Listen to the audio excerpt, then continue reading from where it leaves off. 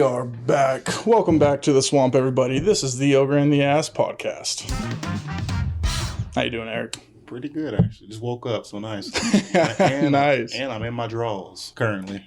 Okay, well, we'll have to pan up so we don't see that. Can y'all see it, though? Yeah, it's probably on the camera. Huh. Hey, ask y'all, can y'all see Eric's drawers? Don't stand up. Anyway, no, man, I always look forward to doing these. Ooh, that was a little loud. I always look forward to doing these, getting out here. And today, for everyone who's listening, Eric and I wanted to talk about something, maybe us being a little vulnerable, but also I think conversations that need to be had. But first and foremost, before we really get into our topic today, tomorrow is the last day. Well, by the time this comes out, by this time this releases, we'll have picked a winner of the raffles for a $50 gift card and a $25 gift card, both to Amazon. So please keep your eyes out. We're really excited to announce those winners tomorrow. But anyway, moving on.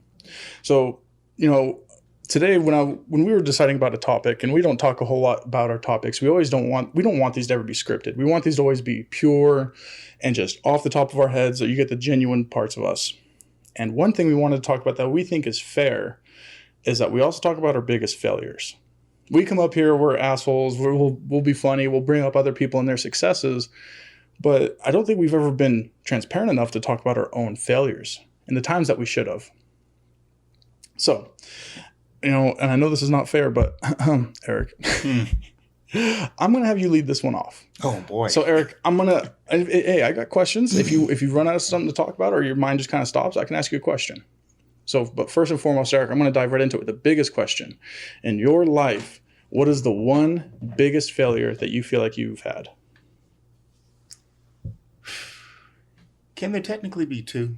Let's go ahead. Yeah, go ahead. Yeah, because, there's that failure when you're in the younger stage of your life, then there's the failure in your adult 20-year-old I think life. being a kid, you're okay to fail when you're a kid. Yeah. But go ahead. Whatever sticks out to you, man. I think, I would say growing up from the 7th grade to my senior year. So pretty much from 2007 or 8 back in Prescott all the way up until 2010 in high school when I graduated.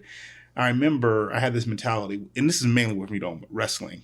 I could not fail my coaches. I didn't care if I lost. I just couldn't fail the coaches. For example, if Caldwell told me, hey, you could have beaten this guy, you just gave up, that bothered the shit out of me. Oh, okay. Because I was like, they're like father figures for me, like 3 of these coaches.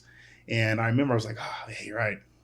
I definitely messed up on that one. So like your coaches, like your wrestling coaches were like father figures to you? Oh yeah. Yeah. And so that's why I was like, let me try and pull my head out of my ass. Something Campbell, the other coach, would always say. And, Ray Hickman would always be a jackass too. Shout out to Ray. By the way, I have to just interject this, as I know we're getting deep, but I have to put this. So Ray was this bigger dude. He was bigger than all outdoors, but I loved it because he embraced it and he had this shirt. He was a big guy and he put "I beat anorexia" on his shirt, and I loved it. Forgot about that. That was my favorite shirt. When I saw him, I couldn't stop laughing. But anyway, go ahead. Man, but I remember that mentality came, with me from 7th grade all the way up to senior year, and I remember by the end of my senior year, I was doing, well enough in wrestling to where I was on varsity and I was, projected to be able to make it to state. And I remember I used to do crazy things to lose weight. I didn't do anything stupid like throw up or, anything too crazy. But if I had to eat just a potato and some yogurt for the day, I'm like, all right, let me just eat that. And then I'd cut, 20 pounds, 25 pounds. You use sweatsuits? Oh yeah, sweatsuits, which are illegal, But the coaches didn't care, Let's not out them. Maybe back then it wasn't illegal. Well, it was illegal back then too. Yeah. Yeah. Let's not out them. It's too late now. These father figures. But anyway, I remember, I lost from 4 a.m. to about 2 p.m. I would get up and start losing weight. And so I'd lose about 25 pounds in a day. It was very unhealthy, but I had the energy water to do weight. it. There's no way you lost 25 Oh, yeah. It was all pounds water weight. Yeah. Wow. And I remember I kept doing that because I wouldn't say I had a bad eating habit, but just I was always hungry because I was cutting weight. And so anyway, I get to where I do this a few more times throughout the season. And I remember the last time I did it, it was for league in Modesto, where all the schools come together and all wrestle for the tournament. So you go to divisions, then sections, and then state. I remember I felt really bad during league because I couldn't make. I mean, I made the weight, but I just couldn't keep that same energy. Before I can lose 25 pounds before a match and have the energy. This time I was just like, I can't do this. And so I remember I had to wrestle for the number one spot in my area, which I won the previous year, but I lost this year because I had the lack of energy.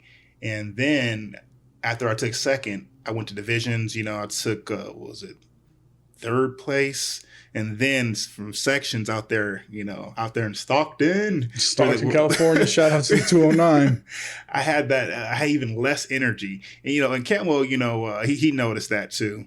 And he recalled, telling me after I had went, was it 1 and 2 at section? So I won one match and lost 2.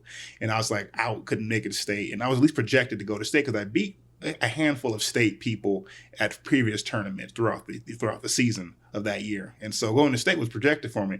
But I remember I felt bad because I just couldn't keep that same, momentum going. And Cantwell, he told me, he says, I understand you did your very best and your body is definitely, growing because you started off the season at 200 pounds and we wanted you to go 170. And wow. He was just saying, it's very hard for a body to keep that up, and I was like, yeah, you're right. But, I could have done better. But he says, yeah, but we understand. He understood the situation. And, but one thing I remember though, is that even though I lost that match, he told me, okay, you lost this match, but next to you is a wrestler, I think it was, I believe it was Gabe Gonzalez. And he went to state, and he says, I need you to, support him now because he has a chance to go to state. And so I went to his match, next door to mine during the tournament, and I supported his.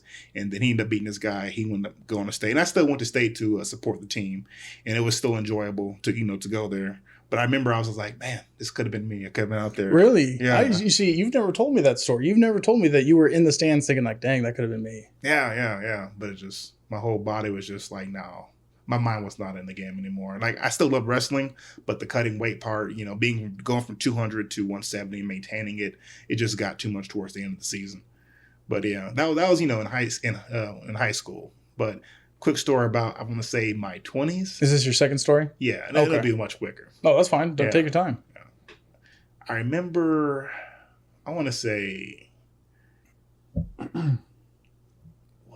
it was probably 8 or 9 months after I got back from the mission, a year or so. We're living in Rexburg. Yeah. And I really had to look in the mirror. And then I did this in the mission too. I had to look in the mirror and say, okay, I'm preaching this good gospel, but do I really believe everything? Do I believe that there's a place in it for me? Because, I was looking at my own sexuality. And I was thinking to myself, okay, I need to be honest with myself and make sure that, the church understands where I stand and people understand around me where I stand, especially in Rexburg, super Mormon culture.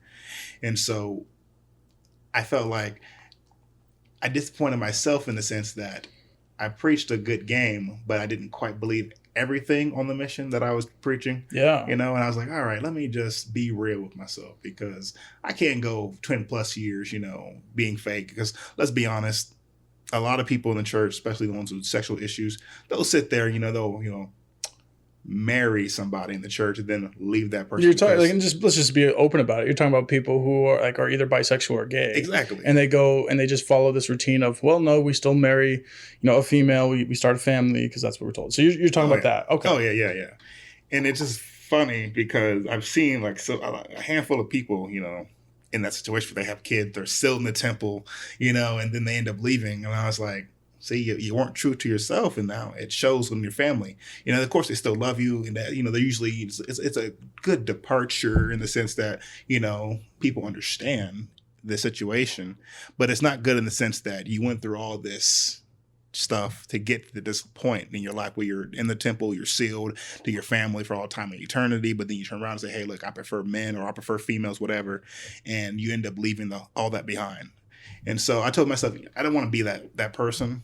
Because, I was already disappointed at times in myself with not being truly true. So that's why I had to make a stance like, okay, I'm bisexual, but at the same time, I still believe in, the gospel of the church. I definitely understand, there's a role for everybody. I just don't think that me going to the temple is going to be my role.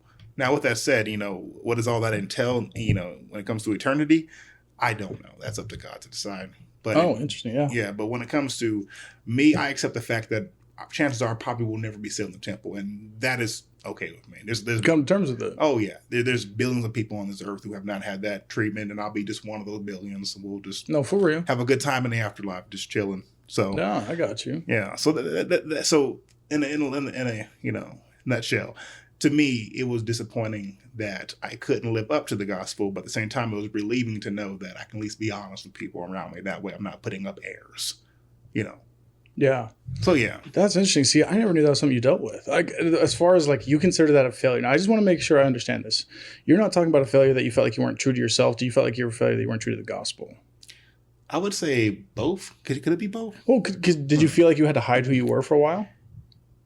I would say so. Yeah. Did you feel like you had to hide it, or you didn't yet know? Like you were still figuring that out, or did you know for a while and you were still hiding it? Actually, let's go with denial.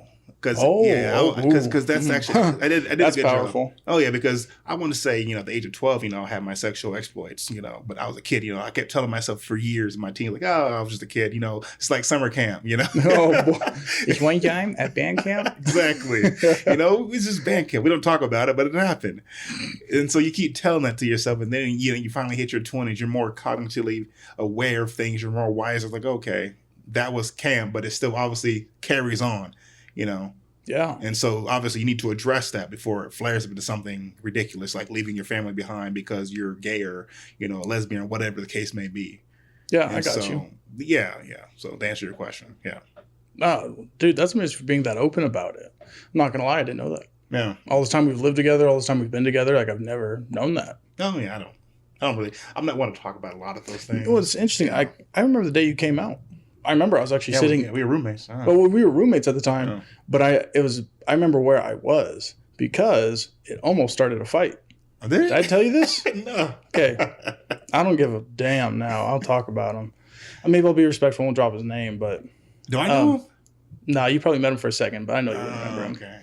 Anyway, I was sitting in church and I see the Facebook thing. Now, I was already pretty certain. I think we'd had conversations. There had been some talk about it, and we didn't care. Obviously, me and Sean, we're all roommates. We don't care.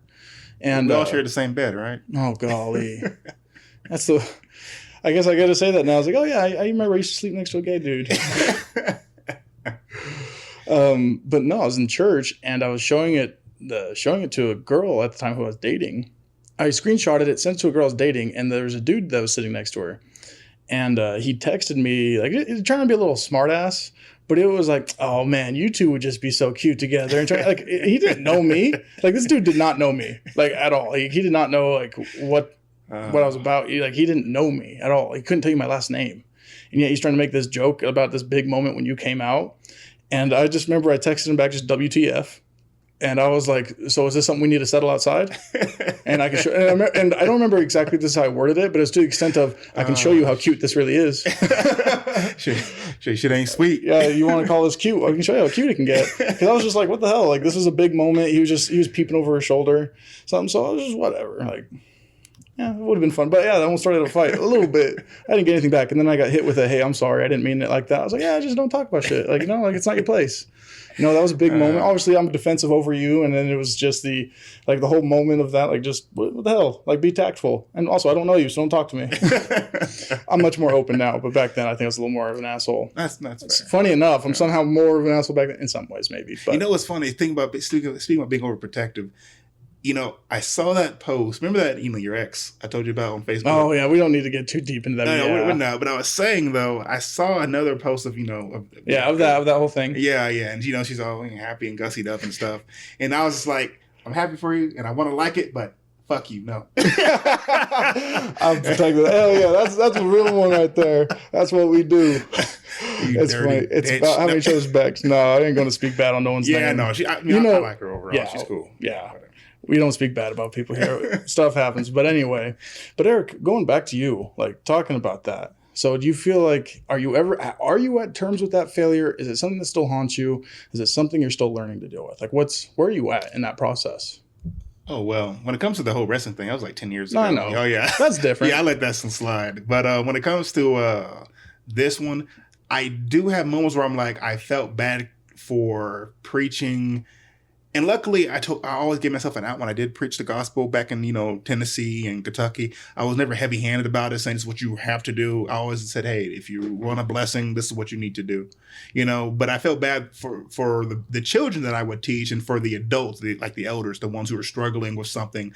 And, I was like, well, this is a good gospel. If you follow it, you'll be blessed and all this good stuff. I really, gussied it up as you should in the gospel. You don't feel like you were very empathetic to that sort of like what they're dealing with?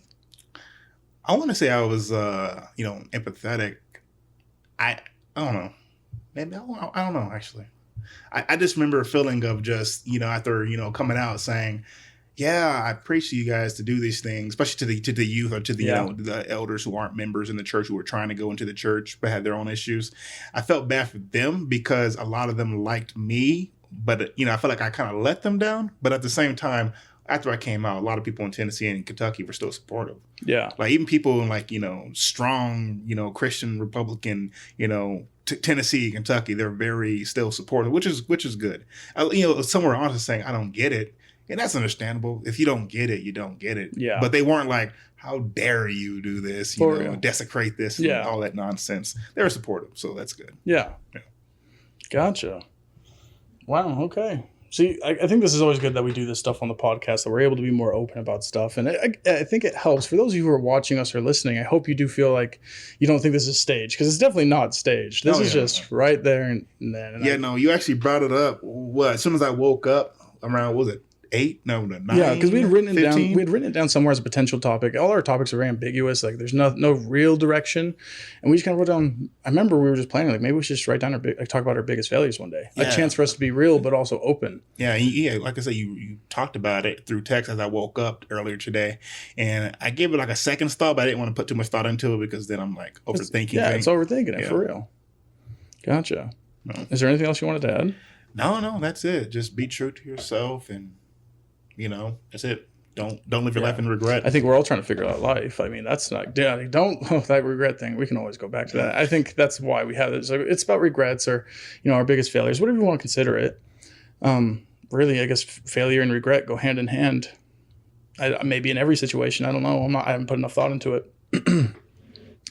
Yeah. So I guess for me, going into it, went back to, let's time travel back to 2013. 2013. Seems like forever ago. Yeah. And I remember during this time in my life, first as a senior in high school, that all of my buddies were going off on missions. So I guess at this point, we might as well just let it out. Like for everyone who knows, like Eric and I are part of the LDS church. And we've gone and served missions. But my first one was back in 2013. I was called to an area called Merida,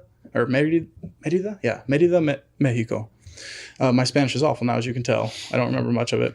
But I was in the Yucatan Peninsula in Mexico. And I was sent out there. First time ever being in a foreign land. Brand new language. Dude, culture shock. I don't know if you've ever experienced culture shock or to the extent you have. Nah. When you're thrown. And where I was in an amazing pueblo. It was beautiful. In the middle of the jungle. Called Iselchican. Iselchican has like less than 1,500 people in it.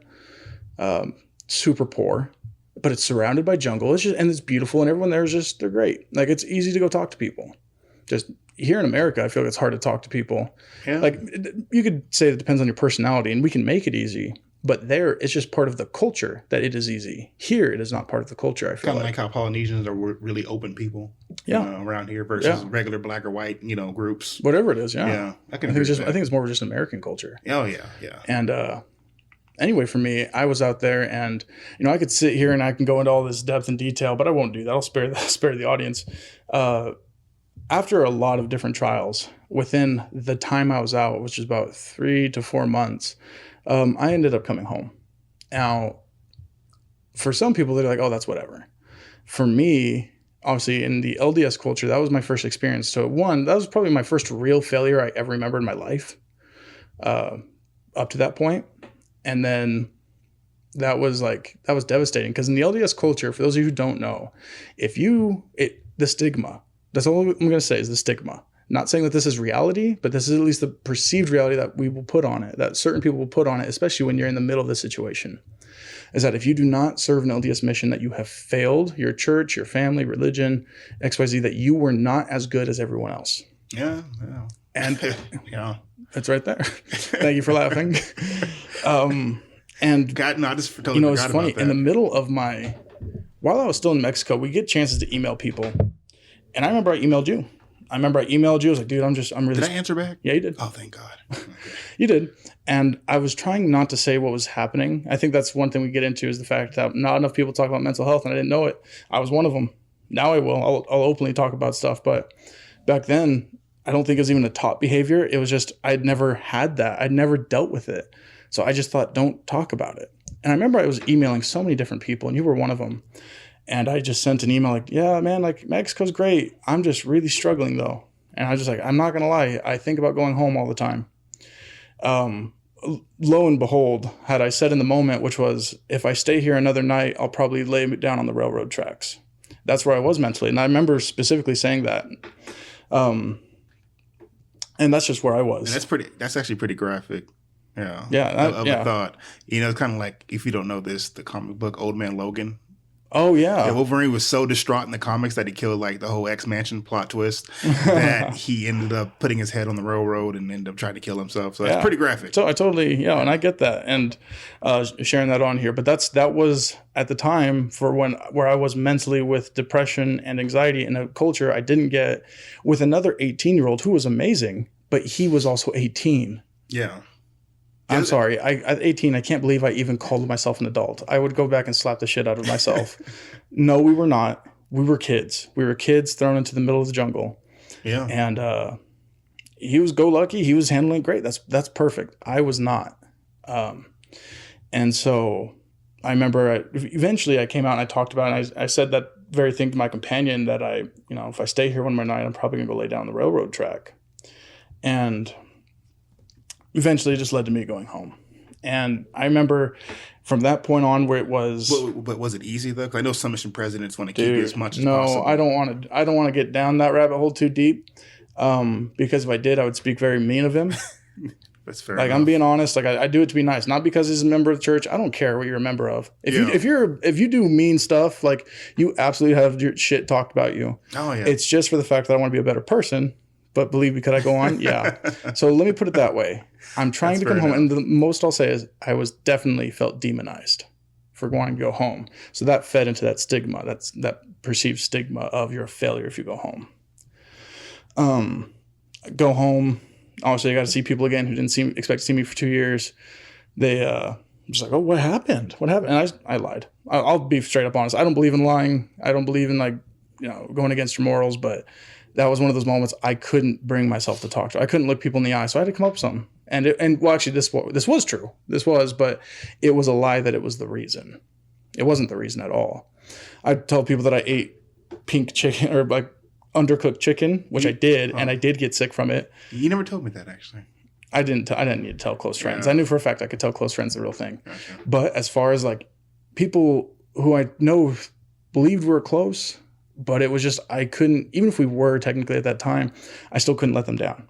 Like, I wasn't on that level of like, I feel like I'm going to fail you. So I'd tell people like, yeah, I ate this chicken, I got sick, and I had to come home, and eventually I'll go out. And that's just what I always said.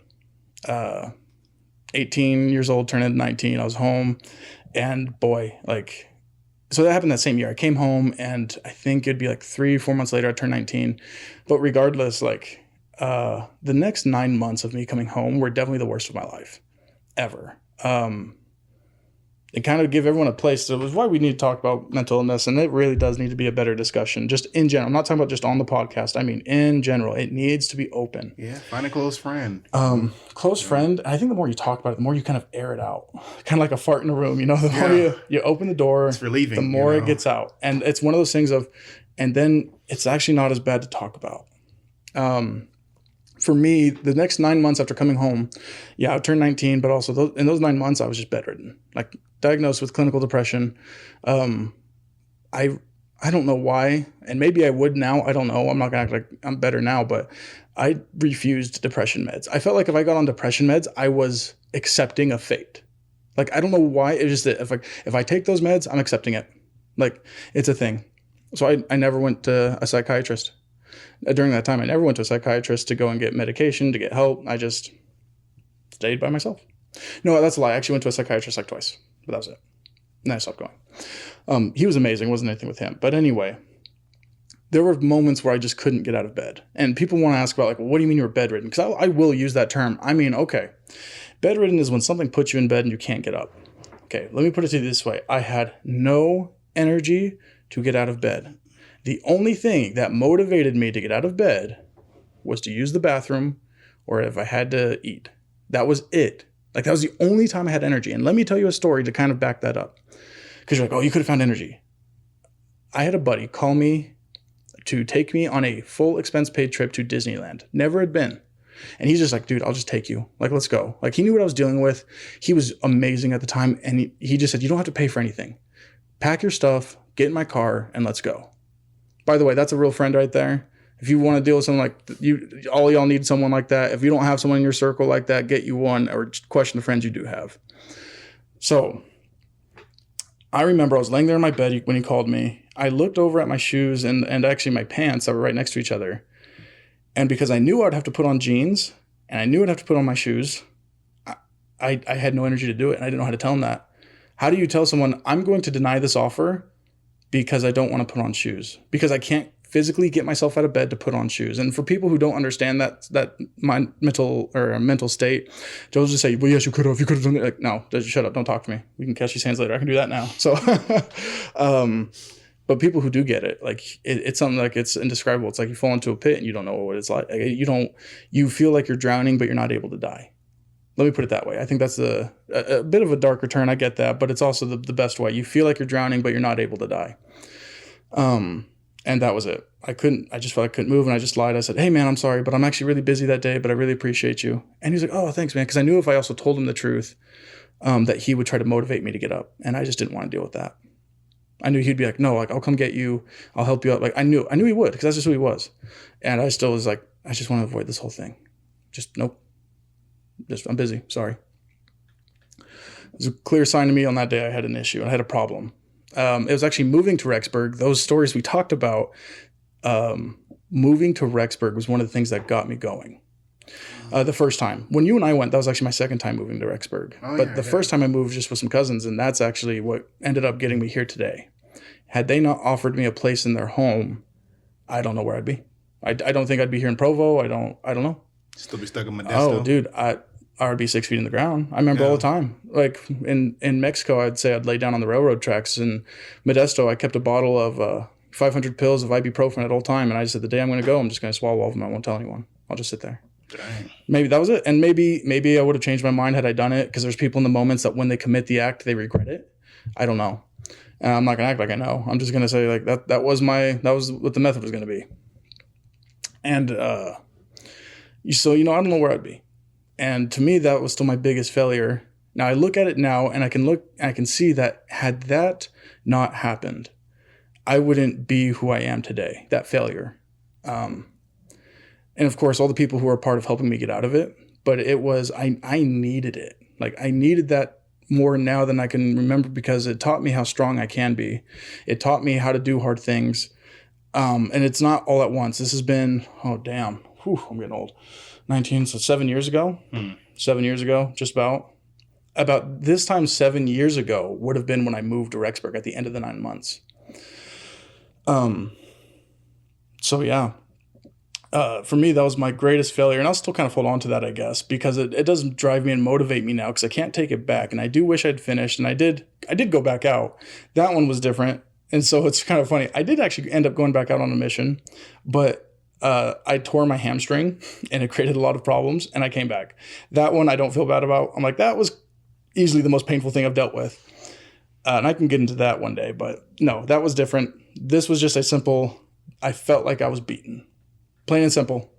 It was like the mind over matter, whatever you want to call it. Just, I felt beaten. Like there was no injuries to show it. There was no scars, cuts, bruises. It was just, I was beat. And I don't have a written excuse. How do you tell someone the excuse? I don't feel like I'm mentally ill.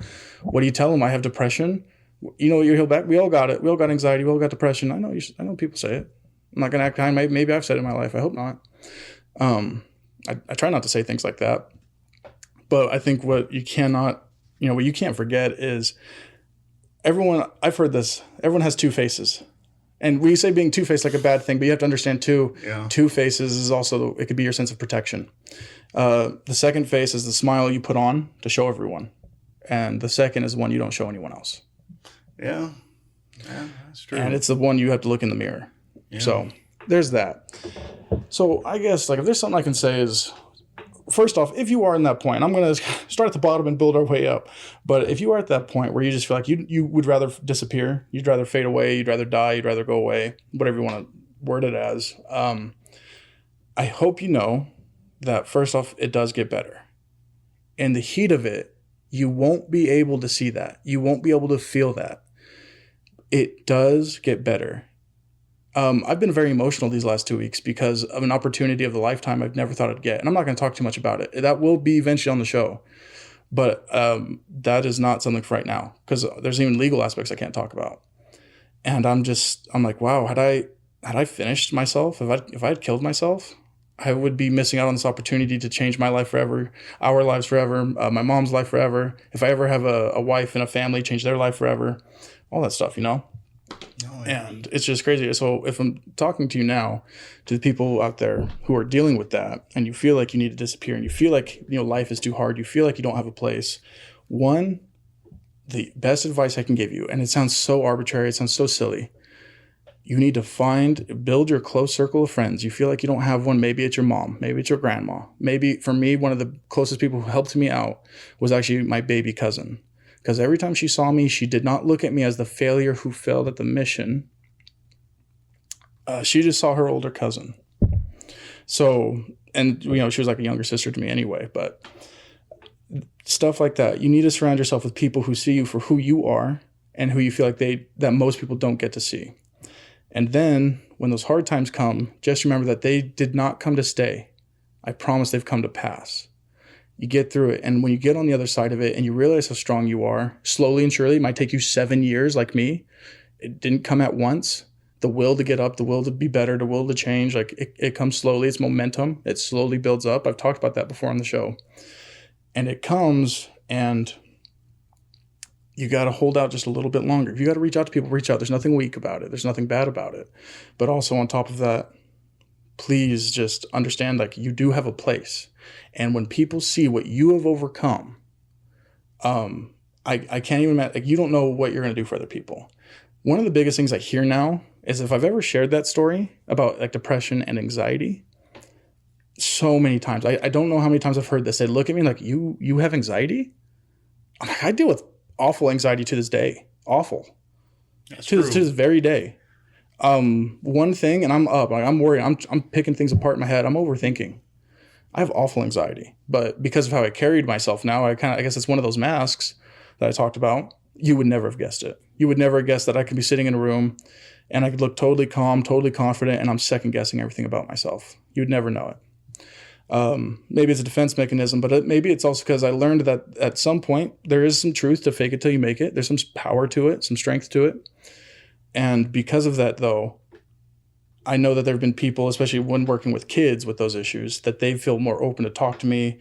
They look up to me. They ask me, what do you do? What have you done? What helped you? How did you overcome it? And it was just wait. Like you got to wait it out with people. It's like the foxhole. You are in the middle of it. Boy, if I could put that right there, you're in the foxhole. You might have one or two people in it. Yeah. And in depression, in the middle of depression, you might feel like you got one or two people who have your back. Yeah, that's facts. One or two people who have your back. And what I need you to do, you need to hold on close to them. Get you some of those friends like I got, that I had, that were so amazing for me. And you hold on to them because when it gets out and it's time to leave that foxhole, people will not be able to believe what you survived. And when they hear that you did and you share your story that you did, you will be the hero who stormed out of that foxhole that no one thought would make it. And to this day, where it is still my biggest failure, failing at that mission. And of course, I'm not the same person I was back then. Maybe in some ways I'm in better ways for sure. But in some things, maybe not as good. Of course, now I got a mouth of a sailor. I didn't talk like that back then. Never talked like that back then. That's true. Yeah, you were nice. So, maybe I'm a bit more of an asshole now. But it was just, you gotta outlast it. And that's what it is. It's a waiting game. But wait with people who care about you, who love you. And when that dust settles, you're going to get up from it. And people, like I said, you're going to be such a beacon for them. So that's my take on it. I know I talked a while on that. Oh, no, that was good. That was much needed. especially for the young kids out there, dealing with issues. Dude. Yeah. Younger kids now, like working with kids, it's the most heartbreaking thing. Oh, yeah. Because what's crazy, and I know we talked some stuff about this with Arthur. If people go back, I think it was our 4th podcast ever. You go back and you'll listen. We talked with Arthur about the mental health of children. And kids who are, let me put it this way. Parents who are extremely rich and they give their kids everything do not realize what they took from them. So many of the kids I deal with come from families that are so freaking rich, it's not even funny. They have nothing to really work towards, no real triumph. It turns into that. And you're like, no, like they will. Like that's not every kid. They become hollow inside. It depends. When these kids openly said, I had one, he was so open and honest about it. He was just flat out, just like, I have no ambition because I know when I turn 18, I will never have to work a day in my life. And he wasn't doing it to brag. He wasn't doing it to hurt me. He wasn't doing it to be an asshole. I just said, dude, why do you do these dumb things? Like I had to just say it for once because everyone was coddling him. And you know what? He hated being coddled. He's like, everyone coddles me. Nothing was done in his life that his parents couldn't pay him out of. Yeah. That they couldn't buy him out of. Every time he messed up, it was, oh, you'll get this cool toy, this cool, like the new Xbox, the new PS5. You'll get like possibly this new car. He's like, he was tired of being coddled, but he didn't know how to say that because then how ungrateful do you sound? I'm tired that people give me what I want. Yeah. And understand that the kids, like some of them, and I know, again, this is not all of them. I'm not acting like I get to speak for every rich kid out there. But what I will say is that when you do that to them, you take so much. You take away that feeling that they can be ambitious and achieve something. And that also brought upon depression for him. He cut himself. It's one of the only things he felt like he could control, that he felt something. And it was so sad that we'd have to watch that. Here's this kid, comes from a family that people would kill for. Absolutely, people would kill for. I know for a fact. We all know that. People would kill for money. Oh, yeah. And there was no happiness for him, and he would cut himself. It's just the saddest thing. I don't know. There's mental health of kids is something I think we are just we're on the precipice of realizing how big this really is. And it's weird because I think it's obviously a generational thing because let's be honest, I mean boomers probably dealt with depression, but let's be real. They were so busy in their day-to-day life in the 50s and 60s and 70s to where they just ignored it, put on the back burner. But then you get to the 90s kids, the 2000s kids, and it's like, okay, well, we have different struggles now. So you need to find ways to address our issues. Some people say medication. As somebody who grew up on medication, I got to say, none of that stuff actually helps. It just pits you in this little cage, but it doesn't help with the issue. You got to do some sports. You got to get out there and do something with yourself. If you have no triumph in your life, then you have nothing to work towards, like you said. You know, if you're just rich, that's great, but what's the point if you don't have any character with that money? So do a sport, pick up an art, do painting, I don't know, do something. Yeah. And that's poetry was actually a big deal for me when I was up in Rexburg. I don't know if you remember that. You remember that? Yeah. I went through that whole phase. I still got the book with me. Yeah. Still got my poetry book. And it was a thing. Every day I was in it. I was writing poetry. And some of it was dumb. I look back and I can't believe what I was thinking. But some of it just needed to be said. Sometimes it was just, I got to talk and there's no one to listen. And I knew I could write it down. Yeah. Kind of going back to that mental health thing of kids, man, I think as someone now who has been a frontline, that's what I've been labeled as, a frontline healthcare specialist, dealing with children. I don't think people realize how bad it's going to get. Because you talked about the 50s. Okay, so one thing now is that we have instant gratification like that. It's so fast. I know. I just bought this tablet the other day, and it came in like in 4 days. That expensive thing I told you I had to buy the other day, it'll be here in 2 days. I bought it, it'll be here 2 days later. Yeah. Like instant gratification is so fast. Yeah. And it's, back in the 50s and 60s, it wasn't a thing. I'm not saying that that's the only thing that contributes, obviously, but I'm saying it's a factor. I'm saying it's a factor now that you want anything, it's at the tip of your fingers. And yes, it is an amazing tool that you have. It's not just your phone. It could be your computer. There's so many different things I'm talking about now. We're just a soundbite generation, Everything we have is just quick. Oh, right then and there. Most of it, majority of it. And so I think you got to learn to, and the only reason I feel like I have a right to talk about rich families and that stuff is because of what I've seen it does to children. Oh, yeah. Because I've had to clean up the blood of children. Okay? That got a little deep right there, but I'm going to say I have had to clean up the blood of children because rich families thought throwing money at your kids is how you fix them. Yeah. No, the hell it's not. It's not. I'll go to bat any day of the week. You message me. You can have my address. We'll meet up in Provo. Yeah, no, right here. Trust me, I agree. I'm 100% behind that. And it's funny you mentioned that because I remember I got really jaded with the treatment center community, whether it's back in Florida or here in Utah. If it's black kids, white kids, rich or poor, it's all the same thing. And I always put the blind majority on parent because it's like you have such a strong influence in your kid's life, and yet you fucked it up with either too much money or not enough attention or just both. And then now you want us to clean up your mess, like you said, the blood.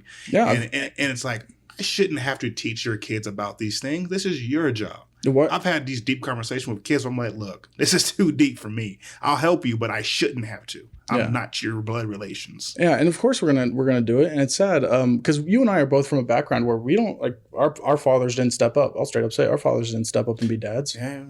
Hell no, they didn't. Yeah. And you know what's sad is when I got to work with these kids and they start calling me dad. And I'm like, there's a point where it's like, oh, it's endearing, and I get it. But at the same point, I'm like, what the hell? Yeah. Like, if I was a dad and my son or daughter is calling someone else dad, I'm fighting that dad on sight. Do you know? I can't fight him because to me, that's not on him. That was on me. No, man, you're right. What did I do? Yeah, or what didn't you do? And what didn't you do? And I'm just, they'll say it, and I got to tell them like, hey, you can't call me that. It's not appropriate. They're not saying it in a weird way. They're meaning it in an endearing way. Oh yeah. I've had kids tell me they wish I was their dad, and I'm like not even 10 years older than some of them, and it's one of those things of like, how on earth is a parent okay with this? How are you sitting there and your kid is going to someone else wishing that they were their parent? I don't get it. Now, I'm not a parent. And it's hard because people are like, oh, then don't get to say anything. You don't get to. No. You deal with kids the way I've had to. You've been there holding kids crying. You've been there cleaning up their blood after they cut themselves. Yeah. I don't get to get stifled on this one. This is a topic I'll go hand over fist for any day of the week. And I don't care. See, exactly. That's one I won't back off on. If you work with it, then you have every right to preach about it. Do we get to talk about every aspect of parenting? Not at all. Yeah. But do we get to talk about parts of raising kids? Absolutely. And I won't back off on it. You can sit in there and say, well, you haven't had a kid for 18 years. Shut up. Right. You didn't have one too because you messed up. Right. So you don't get to talk on that either. And let's be honest, to that parent who would say that, did you really have that kid for 18 years or was it 9 months and then, bam, you gave it to somebody else to take care of, either a nanny or just the TV? Yeah, well, and here's something too is like, letting other people raise them. I got this aspect too of like, if people want to say like, well, you don't know what it's like he was a bad kid, he was a behavioral kid, he wanted to fight all the time. I've had plenty of kids who want to fight. I've had kids threaten to kill me. Oh yeah. And you know what's funny? Every kid that's ever threatened to fight me, any kid that's ever threatened to kill me, are usually the ones who end up calling me dad later. Why? So why is that? So why could a 26-year-old get your kid to that point? Like, well, you get to go home at the end of the day. What? I was working 16-hour days. I had a 20-hour work week. Right. You literally spend more time with those kids than those parents did with their kids. Yeah. I'm like, so obviously you failed too. Aren't you at work? You're not with your kid all day. I'm not with your kid all day. Don't hit me with that. Oh, yeah. And then they want to bring up the excuse. I know I'm hitting every base, but I don't care now. Where they want to bring up the excuse like, well, I have the stress of work and then I got to go home and deal with the stress of a kid. Okay, I got to deal with the stress of your kid. And at the time, depending on like what part of the season we're in, I could be upwards of 60 kids. In one little lot that I'll work in one of the communities, could be upwards of 20 at one time in 8 hours. Do you want me to throw you in with 20 behavioral kids? 20 behavioral kids with mental illnesses that when one gets triggered, the 19 could be triggered. I've had one kid cut and had 6 kids cut after him because they saw it. Don't sit here and tell me about pressure. I won't. Yeah. I won't buckle under that. Now, what I will say is like, now this is not to be unempathetic. If you just admit to like, I'm human and I didn't know what to do. Boom, I can accept. You know why? Because no one wrote a book on it. Exactly. But I hate when it gets defended. I hate it. I can't stand it. It gives me visceral anger because if you just open up like, I don't know what I'm doing. I'm just a parent. Like no one taught me how to do this. I can accept it because it's like, hey, you're being honest and guess what? You're right. But what I won't sit and take is like, well, he was a bad kid ever since. What? A bad kid? How did I get this bad kid to like me? How did I get this bad kid to respect me? How did I get this bad kid that when he waits for me to come in, this kid who's prone to anger and he just wants to sit there and talk to me about his feelings? How did I get that? Didn't intimidate him. You don't intimidate people to open up their feelings. I didn't buy it. Don't get paid enough for that. Yeah. So what I do? Yeah. Miss me with that. Miss me with that shit of any excuses. I'll totally accept it is hard because you don't know what to do. Totally accept it. And that's because there's no right book out there. But it's when people stop trying and you just use the excuse, well, you don't understand. Come work.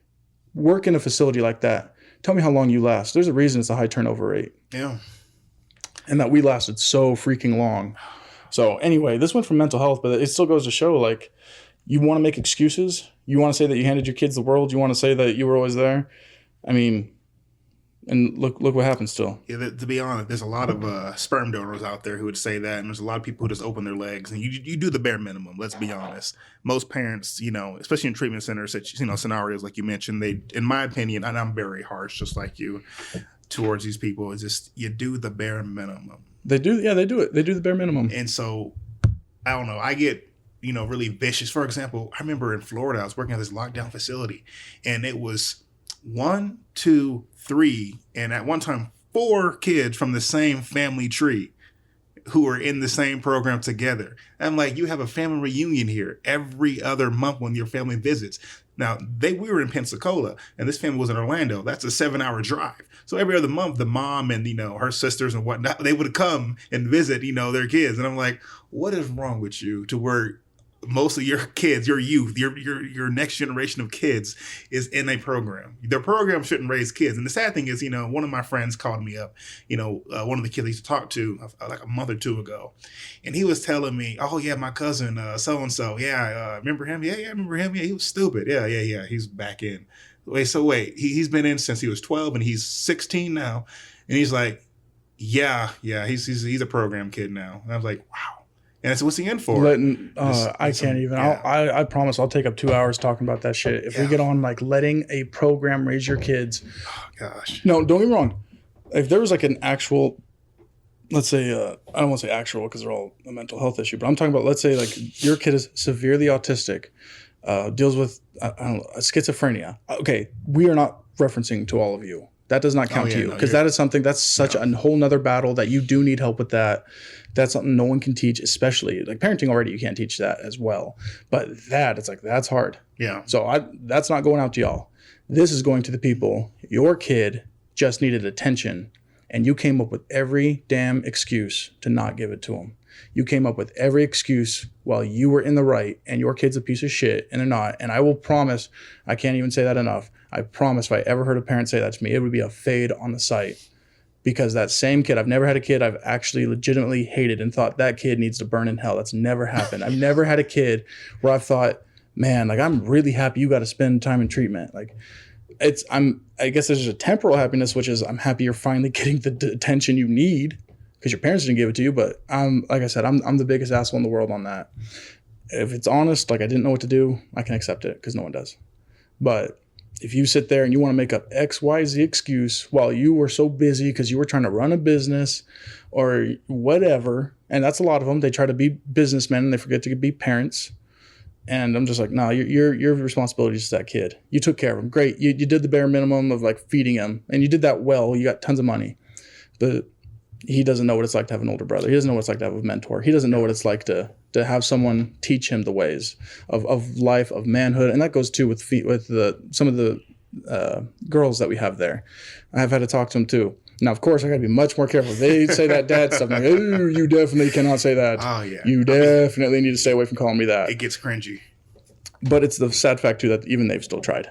And I'm like, guys, like that's not a thing. But it's just not every situation is perfect. I don't get to dictate every situation. We are being very specific, too.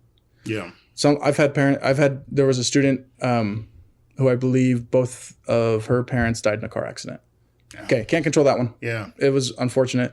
I'm talking about to the people, it is damn well in your power. Don't put off the excuse, well, you don't know. No, do a self-evaluation. Was it damn well in your power? If you're a multimillionaire, I expect it was in your power. You had time to build a business. You got time to build a family. Yeah. And I just, like I said, I could go on for hours about that. And I should probably stop before I go too far in. Yeah, no, trust me, I agree. And yeah, I don't know, just for all the parents out there, like this is like what we said with that fourth video with Austin, with Arthur. Arthur, yeah, just do your best to work with the kids, you know. It's a we thing. It's not a you thing. It's a we thing. Yeah, exactly. Just be combative in how you handle your kids' issues. Like, you know, Thomas has mentioned, there's so many things that you can't handle. For example, if a kid, you know, has some severely autistic issues, that's understandable. But if you can't give him some attention and he's just a regular kid who's acting out, you can do it. A quick little side story, because what time are we at? I don't want to take too much time. Dude, don't even trip about it. Don't worry about time. Just go. I just remember as a kid, I was a behavioral kid because, you know, like you mentioned before, you know, our dads didn't really step up to the plate. And, you know, my dad, he was very harsh. And so how he would treat the kids or how he'd treat, you know, mom, you know, that reflected on how I acted in class. So in my head, I was like, oh, every authority figure is my dad. So I acted out from second grade all the way up until probably my sophomore year. Then that's when my coaches got a hold of me, told me to cut that shit out if they want me to be on varsity. And that's why I said they were more like father figures. And I love my real dad, but they were more like father figures because they gave me that structure of, hey, I understand you got some stuff going on at home, but you don't get to be an asshole to everybody else because good people. And that's true. Well, it's right. And because one thing we can always do is that we can always find a worse story than ours. Oh, yeah, definitely. And guess, not only that, I bet we could always find a worse story than ours. And this goes out to the listeners too. Oh, yeah. So we can find someone probably with a worse story than yours. And with that worse story, we can also find people who probably weren't assholes. Oh, yeah, that's true. And so it's hard to justify yourself for being one. And you know what's funny about that? You know, working at a treatment center, I realized that, my life was difficult, I guess, but it was not bad compared to y'all. I think I was pretty good, you know. Yeah, I'll take my life over y'all. Now, there's that saying, if everyone could take your problems, every issue, insecurity, whatever it is, everything negative in your life, and you put it on a table with a group of others, strangers, let's just go with strangers, and you got to look at what everyone had, you would take yours back. Because at least now you've been through yours and you know that you can at least survive that. But I don't know if I could survive that. Yeah. When I deal with kids or even adults that have been sexually assaulted, I'm like, that's one of those things. Like, that's tough. I'm flat out honest. Like, hey, I have no idea what that's like. Yeah. And I'd have to tell them, like, I have no idea what that's like, but I'm here to talk to you if you want to. Can I just say that's probably one of the most like powerful things you can say to someone? I'm here to talk to you if you need it. Because it shows right there that you're not trying to fake trauma. You're not trying to fake empathy. You have no idea what it's like. Yeah. I have no idea what that's like. And where I'm very grateful for that as well. You know, it makes you just, your heart goes out so much more to those who have dealt with it and you feel almost useless. And like, how do I talk to them? And simple human presence, that feeling of you are important, regardless of what has happened to you, you are an important person still to me. And giving that, you know, projecting that to them and making sure they understand that. So, boy, man, like I said, we could go on for hours.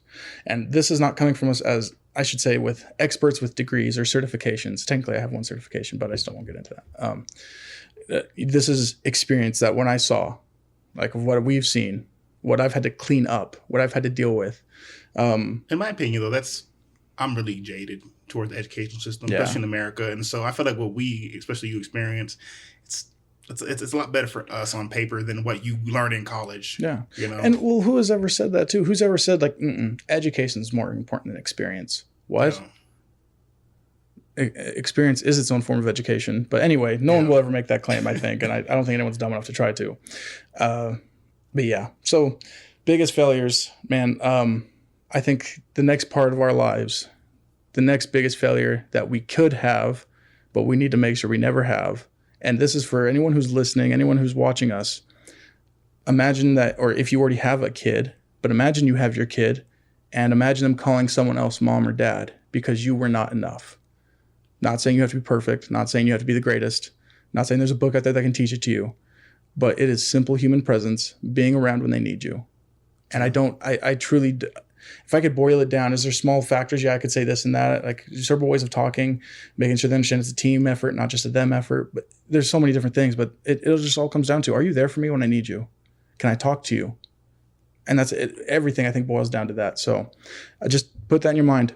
Whatever failures you've gone through now in your life, whatever it is that you have overcome, I truly believe that, and again, maybe you're an older audience and I don't know, but if you do have a kid or you are wanting children, imagine what that would be like to that one weird staff somewhere in Provo, Utah. Imagine your kid is now wanting, not being told to, not being edged to do it.